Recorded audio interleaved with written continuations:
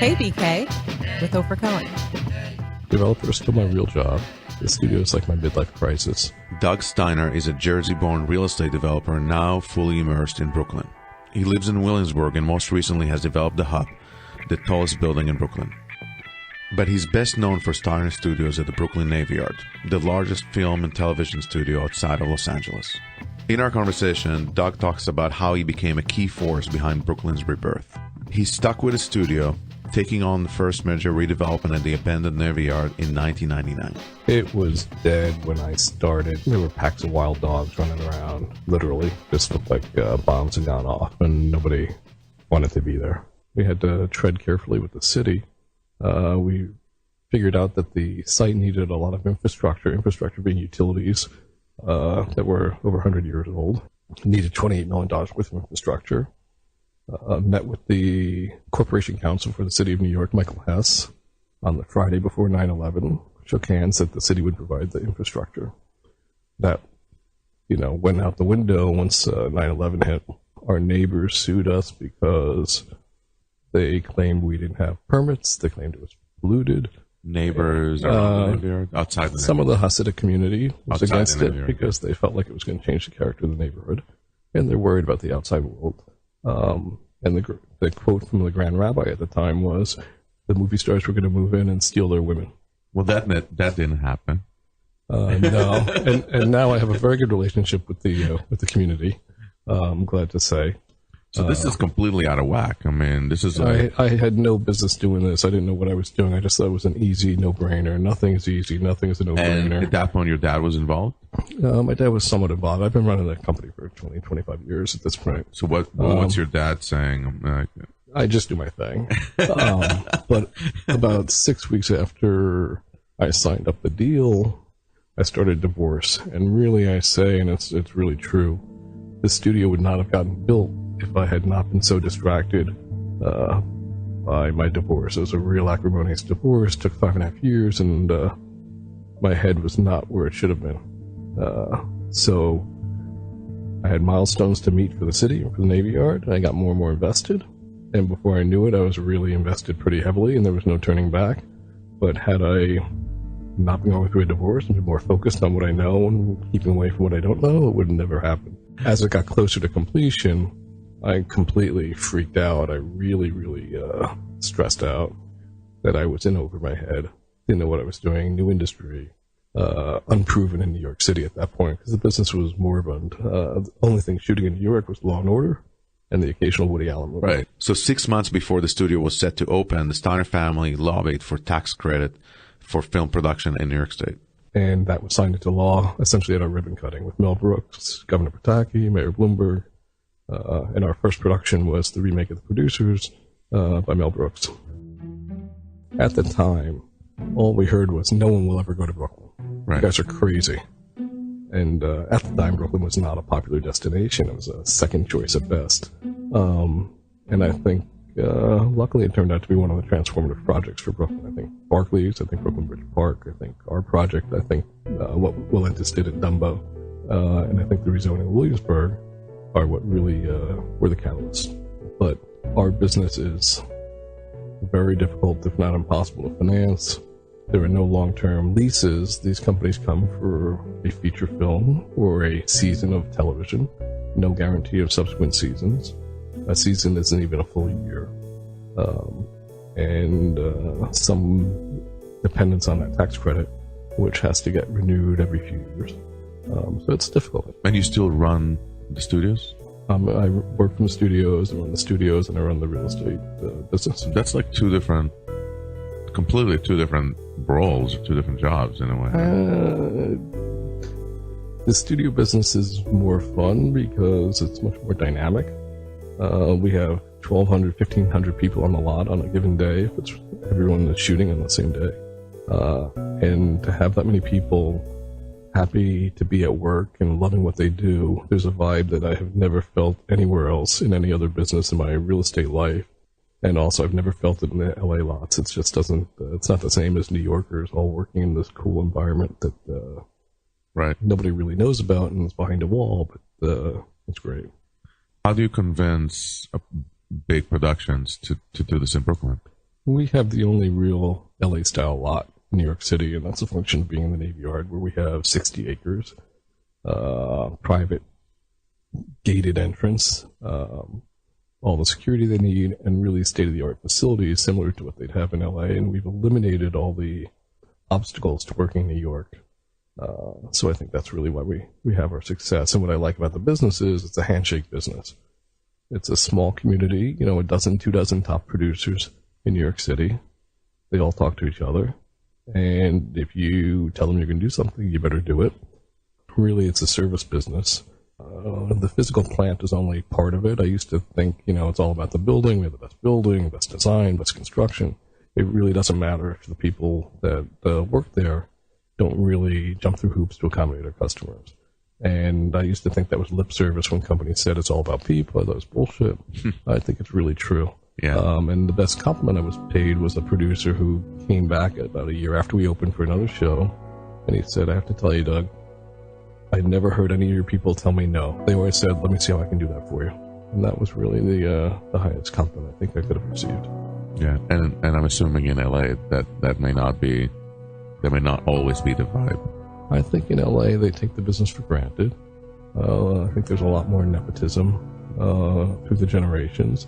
And I don't think they have the same New Yorker grit and get it done attitude. And I think because work was so scarce here for so long, that there's a gratitude and an intensity that they don't get out there. Doug says production in New York City is now booming almost year-round, in part because of the explosion of shows for digital outlets such as Netflix and Amazon. His passion lies in the studio, though he describes a constant struggle over the need to expand at the Yard. From what I'm told, it was about a $5 billion business before we came in. And now they say it's like a 7.5, 8. I'm saying it's a $10 billion business easily. Direct and indirect jobs at the margin are about 80,000. Our lot alone at full build out at 60 acres will be 1.8 million feet of space on the 60 acres and 6,000 people. We want to be the content creation or media district for New York, and the creative class is based in Brooklyn, so I think we lucked out in terms of being in the right place, and we're around the water. Seeing the water every day is great. And we have this light and air and historical infrastructure and I think pretty good design and ambiance that I think is what people really respond to. The number of productions ranges from, at this point, 5 to 10 at any given time, and different productions run from 250 to 350 plus actors, I would say, people. Very satisfying to look out from my office and see a very full parking lot. Economic boost that they create is how we got the credit passed by demonstrating that. And if you think about all the locations they pay to be at, even just nonprofits, I think it's been phenomenal for a lot of different institutions. And it's just, it's saved some businesses upstate that would have gone bust without a shoot happening. I think prior to what we were able to do with tax credit and have first-class facilities, everyone thought you had to go to LA to have a career in film or TV. And I think we have changed that profoundly. And there's no reason why New York can't be on par, same amount of business as LA overall. Right now, new stuff is more in New York than in LA. I think over time, New York can equal it and then surpass it. And I think part of that is because it's a much more diverse workforce here. And I think that makes for a better product. And it's a more culturally enriching space. Meanwhile, Doug is also taking on some of the most exciting real estate projects now underway in Brooklyn. Developer is still my real job. The studio is like my midlife crisis. Doug is bringing the high-quality supermarket Wegmans to the Navy Yard. Construction is complete at the Hub, the rental tower in downtown Brooklyn. It's funny. It was under construction. I think foundations or piles, and our construction manager is calling me a third-party construction manager. Like, we're the tallest building in Brooklyn. Like, no, we're not. It's like, yeah, we are. Like, okay, I'll take your word for it. And I had my people check and say, yeah, okay. Right. But that was never the objective. Right. But that's good. Because, but once I found out, that's a very temporary kind of. If that was the objective, it wouldn't last too long. Yeah, it's nice to say tallest building in Brooklyn, and once we're not anymore, we'll say we were the tallest building in Brooklyn upon completion. That's what I see people do with their buildings. Had never built a high rise. My dad, who's 88 and still working, his dream had always been to build a skyscraper. So I think partly it was sort of my gift to him, let him have some stress and build a skyscraper. But I wanted to build rental. I don't like a lot of brain damage, so we did an 80-20 project. As Steiner tries to develop his company's name brand, he has moved away from his roots in New Jersey. He's developing projects in the East Village and all over Brooklyn. I think this business, it's a long gestation period for real estate, 5-7 years for a project from start to finish.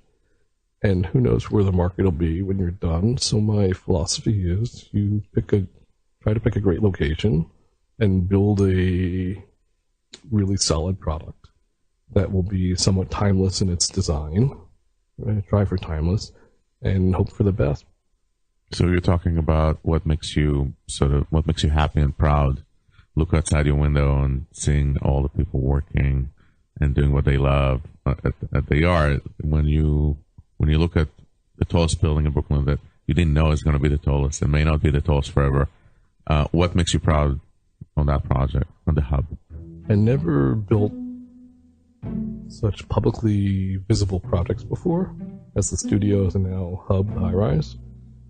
And I do feel pretty good inside. When I take the subway over the bridge and I see the hub in the distance, and then I see the radio antennas we rehabbed and light up at the studio, it's kind of weird, and I'm happy to see my impression on the skylines. And it's embarrassing as that is to say, but it's kind of cool. And I don't think I set out to do that, but it's a nice effect. The real estate development business is known for a lot of egos, and I guess you're not a good fit with the crowd of real estate people. All the real estate developers that all they care about actually is to be the tallest building on the skyline, right? Yeah, I just want to build something that I think is really attractive and doesn't hurt an area, but it improves it or it enhances it. When we built in Williamsburg, that was my first residential project. We had a performance artist dance figure, and she had 3 or 5 years left on her lease for a building there. And I didn't really want to get into a fight with her to get her out early. So we worked with her to end the city so that she could buy her building at our cost. And my thinking was, it wasn't so noble. It was really to get good press and look like I was a good guy.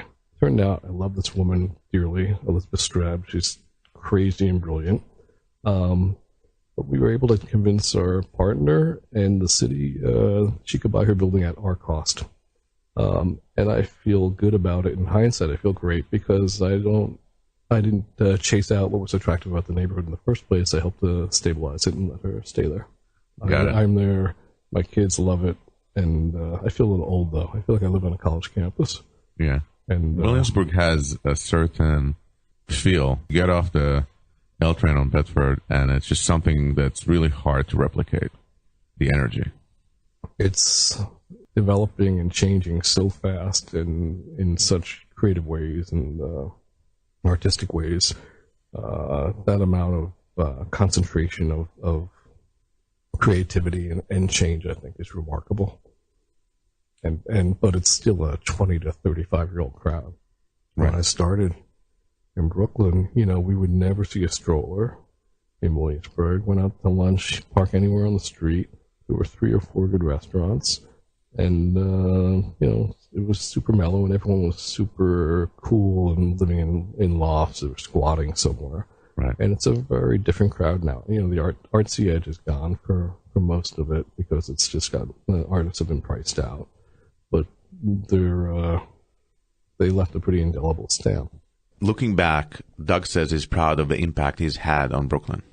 When the studio was nearing completion, I thought it was going to be a complete failure. I thought it was going to personally bankrupt me, and I'd have to start anew. It was really traumatic, worse than my divorce. This was when it was complete, just when it got completed. Getting completed and bleeding money and not knowing what the heck I was doing. And not knowing where the productions are going to come and the right. income. But just having invested heavily in something I know nothing about, in a place I'd never developed before, and just thinking I really screwed up. And when I say I aged, 15, 20 years, it's really true. And the upshot, though, after all this, is it's the last 10 years are the best 10 years of my life. Other than my kids, it's the best thing I've done. I was living, working, developing in New Jersey. I say it's like the proverbial frog being boiled alive on low heat on an open pot. I didn't realize it, but it's really changed my life. To be here is like developing in the major leagues. I think I'm holding my own, which is very satisfying. I'm out from my dad's shadow, which I think was a problem until I was till 10, 15 years ago. And I get along great with my ex-wife, so it's, happy ending. Doug Steiner, thank you so much. Ofer, thanks. You're listening to Hey BK, the podcast about the people behind Brooklyn's transformation. You can find us at heybk.nyc or wherever you get your podcast. Please download and subscribe to all our episodes. I'm Ofer Cohen. Thanks for listening.